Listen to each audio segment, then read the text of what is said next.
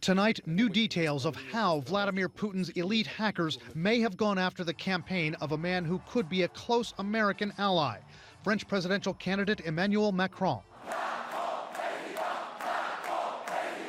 Researchers with the cybersecurity firm Trend Micro tell CNN the hackers they exposed likely had to be working at least to pursue the goals of the Russian president. The interests and aims of the group align very closely with the interests and aims of the Russian state, and taken as a whole, really don't align that closely with anybody else. Trend Micro says it can't definitively link the cyber attacks against Macron's campaign to Putin, but the firm says the hackers who targeted Macron's campaign, a group they call Pawn Storm, had the same fingerprints as hackers nicknamed Fancy Bear.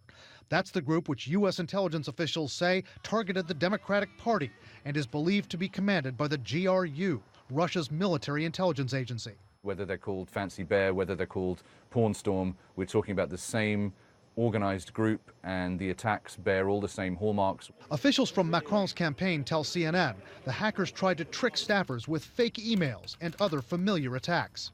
It wasn't just phishing and attacking the website, right? No, absolutely. Russia clearly wanted to go after Emmanuel Macron to support the other candidates who are in favor of a stronger relation with Russia, who are pro-Putin, fascinated with Putin. So, we've seen fake news being disseminated on social media by RT and Sputnik, which are Russian-owned outlets. But Macron campaign officials tell us no sensitive data was stolen from them. Analysts say Putin wants to work against Macron to tilt the election toward his favorite candidate, the far-right populist Marine Le Pen, who wants to bring France out of NATO and the EU.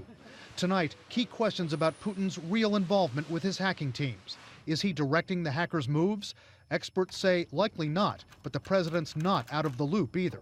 No major foreign policy intervention, either a cyber attack into a foreign election or a military expedition into a neighboring country would happen without Putin's knowledge, permission, and say-so.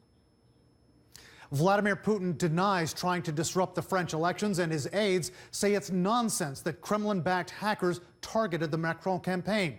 But analysts at Trend Micro tell us there are indications they've gotten that these same hackers also went after other entities that work against the Kremlin's interests, entities like NATO and like a think tank associated with Chancellor Angela Merkel's campaign in Germany.